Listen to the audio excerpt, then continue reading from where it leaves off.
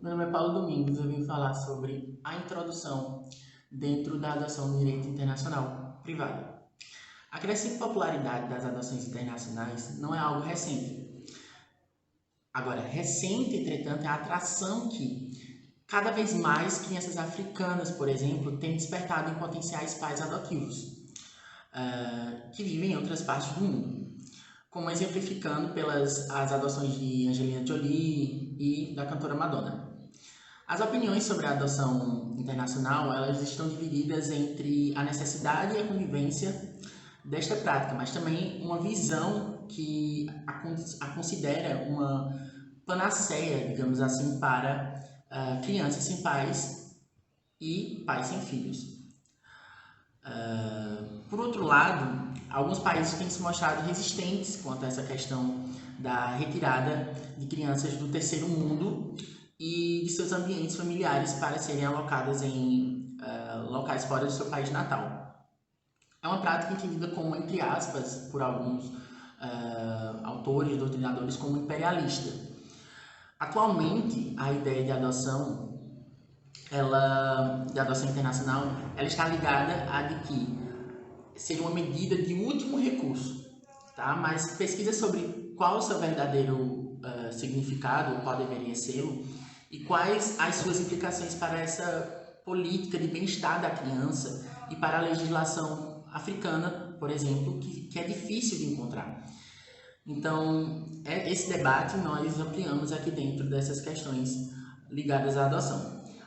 Quanto às opiniões sobre a necessidade e moralidade da adoção internacional, elas são bastante divergentes.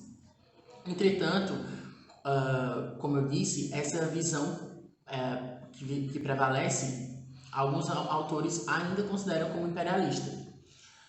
Então, enquanto está em curso esse debate a favor e contra a prática da adoção internacional, o entendimento legal que tem surgido é de que a adoção internacional deve ser usada como medida de último recurso.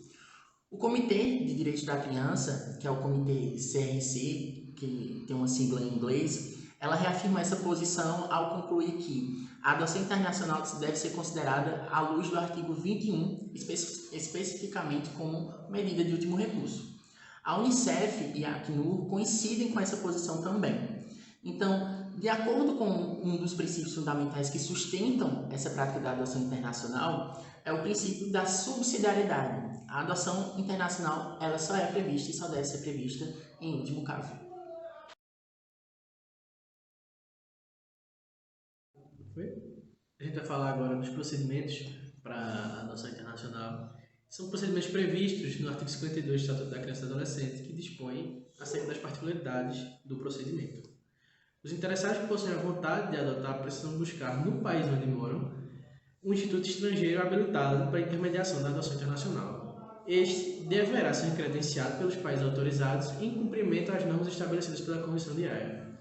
Para atuar no Brasil, esse instituto estrangeiro deverá estar cadastrado na Polícia Federal e credenciado pela Autoridade Central Administrativa, o ACAF, em Brasília.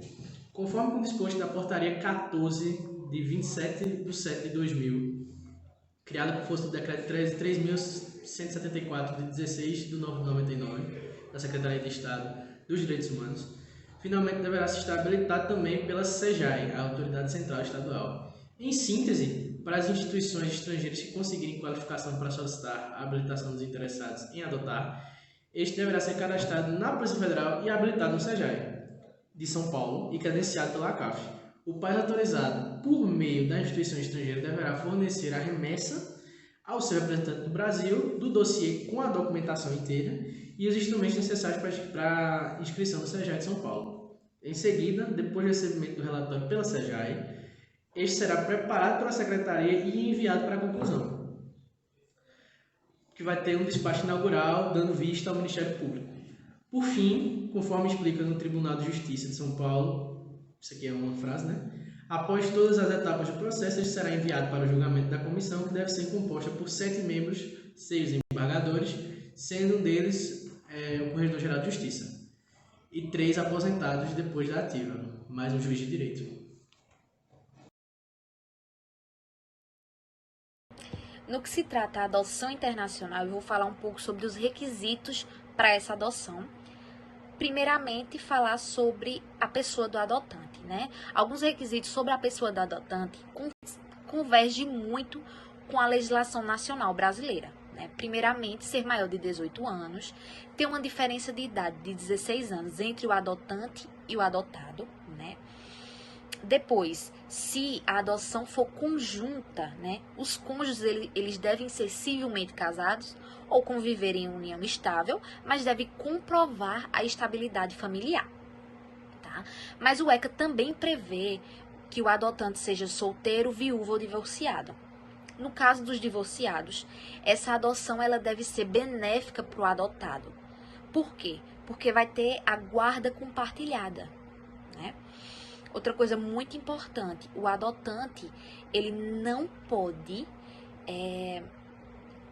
ter incompatibilidades com medidas nenhuma acerca da adoção, e também ele deve proporcionar um lar adequado para o adotado, né? E por fim, deve ser observada as duas legislações dos dois países, tanto do país do adotante como do país do adotado, no quesito a requisitos. Deve ser observado e cumprido as duas legislações, acerca de direito da personalidade, direito ao nome, direito familiar, entre outros. E por fim, eu vou tratar sobre os requisitos do adotado, né? O adotado, a criança ou adolescente, ele deve ser determinado adotável pelo estado de origem. Outro requisito muito importante é em relação à condição de abandono, né? Nesse caso, quando o abandono ele traz riscos, né, devem ser tomadas algumas medidas protetivas, né? O abandono em si não diz respeito à pobreza, mas sim o abandono da criança e do adolescente, tá? Esse é um dos requisitos também. E por último, em relação à idade, né, que é de fácil comprovação através da certidão de nascimento, e as crianças e adolescentes adotáveis vão de 0 a 18 anos de idade.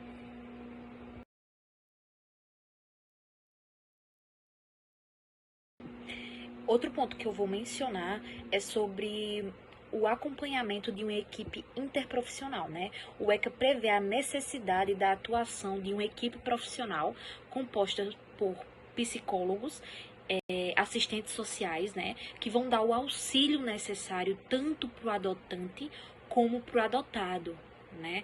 Nesse período de convivência que vai haver da adoção entre os dois, ou até mesmo no período após a sentença da adoção.